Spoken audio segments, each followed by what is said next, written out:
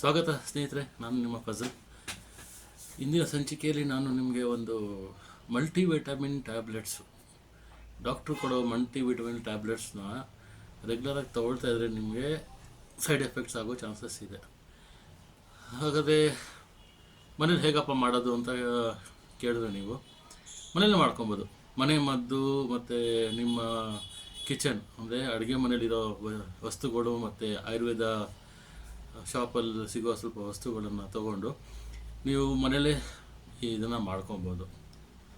ನಾನು ಕೆಲವು ದಿವಸ ಹಿಂದ್ಗಡೆ ನಿಮಗೆ ತ್ರಿಫಲ ಚೂರ್ಣ ಹೇಗೆ ಮಾಡಬೇಕು, ಏನು ಕ್ವಾಂಟಿಟಿ ಮಾಡಬೇಕು ಅಂತ ಹೇಳಿದ್ದೆ, ಅಲ್ಲಿ ರೆಫರ್ ಮಾಡ್ಬೋದು ನೀವು.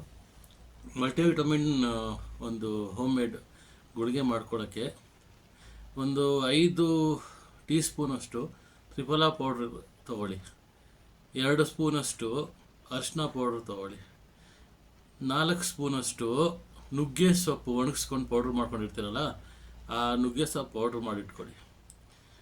4 ಚಮಚ ಈ ಅಮೃತ ಬಳ್ಳಿ ಎಲೆಗಳ್ನ, ಇಲ್ಲ ಅಮೃತ ಬಳ್ಳಿದು ಇದು ಬರ್ತದಲ್ಲ ಕೊಂಬೆಗಳು, ಅದನ್ನು ಒಣಗಿಸ್ಕೊಂಡು ಅದ್ರ ಪೌಡ್ರ್ ಮಾಡಿಕೊಂಡು 4 ಸ್ಪೂನ್ ಹಾಕ್ಕೊಳ್ಳಿ.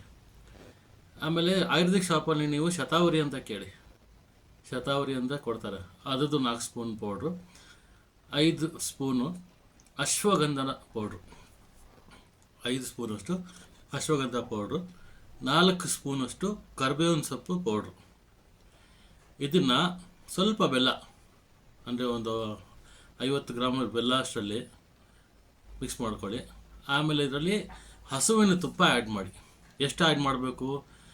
ಒಂದು ಈ ಚಪಾತಿ ಚಪಾತಿ ಮಾಡೋಕ್ಕೆ ಹಿಟ್ಟು ನೀವು ಕಲಿಸ್ತಿರಲ್ಲ, ಆ ಸಮಾಗಿ ತುಪ್ಪ ಹಾಕ್ಕೊಂಡು ಮಿಕ್ಸ್ ಮಾಡಿಕೊಂಡು ಸಣ್ಣ ಸಣ್ಣ ಗುಳಿಗೆಗಳು, ಈ ಕಂಚೆ ಆಡ್ತೀವಿ, ಗೋಲಿ ಆಡ್ತೀವಿ ಗೊತ್ತಾ, ಅಷ್ಟು ಗುಳಿಗೆಗಳಿಗೆ ಮಾಡಿಕೊಂಡು ಒಂದು ಡಬ್ದಲ್ಲಿ ಹಾಕಿ ಇಟ್ಕೊಳ್ಳಿ. ಇದನ್ನು ಬೆಳಿಗ್ಗೆ ತಿಂಡಿ ಆದ ನಂತರ ಒಂದು, ರಾತ್ರಿ ಮಲ್ಗೋಕ್ಕಿಂತ ಮುಂಚೆ ಒಂದು ತಿಂದರೆ ನಿಮಗೆ ಮಲ್ಟಿವಿಟಮಿನ್ ಟ್ಯಾಬ್ಲೆಟ್ಸು ತಿನ್ನೋದು ಅವಶ್ಯಕತೆ ಇರೋಲ್ಲ. ಇದರಲ್ಲಿ ಇರೋ ಎಲ್ಲ ಅಂಶಗಳು ಏನೇನು ಬೇಕೋ ಎಲ್ಲ ನಿಮಗೆ ಇದರಲ್ಲಿ ಸಿಕ್ಬಿಡುತ್ತೆ, ತಲೆ ಕೆಡ್ಸ್ಕೊಳ್ಳೋದು ಬೇಕಾಗಿಲ್ಲ. ಒಂದು ಬೆಳಿಗ್ಗೆ ಚಿಕ್ಕವರಾಗಲಿ ದೊಡ್ಡವರಾಗಲಿ ವಯಸ್ಕರಾಗಲಿ ಗ್ರೇಡಿಯರಾಗಲಿ ಯಾರು ಬೇಕಾದ್ರೂ ಅದನ್ನು ತಿನ್ಬೋದು.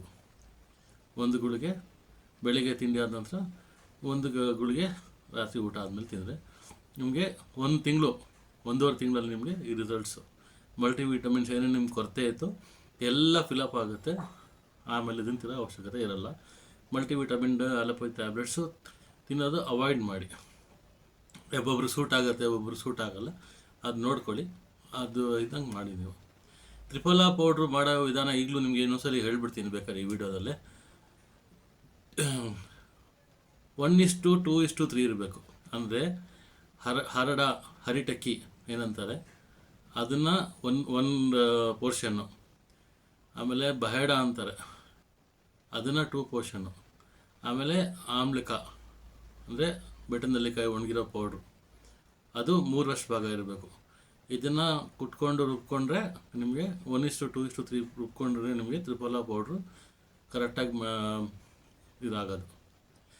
ಮುಂದಿನ ಸಂಚಿಕೆಯಲ್ಲಿ ಇನ್ನೂ ಈ ಥರ ವೀಡಿಯೋಸ್ ತೊಗೊಂಡ್ಬರ್ತೀನಿ. ದಯವಿಟ್ಟು ನೀವು ಬೆಂಬಲಿಸಿ, ಸಬ್ಸ್ಕ್ರೈಬ್ ಮಾಡಿ, ಶೇರ್ ಮಾಡಿ, ಲೈಕ್ ಮಾಡಿ, ಕಾಮೆಂಟ್ಸು ಮಾಡಿ, ತೊಂದರೆ ಇಲ್ಲ. ಧನ್ಯವಾದಗಳು ಫ್ರೆಂಡ್ಸ್.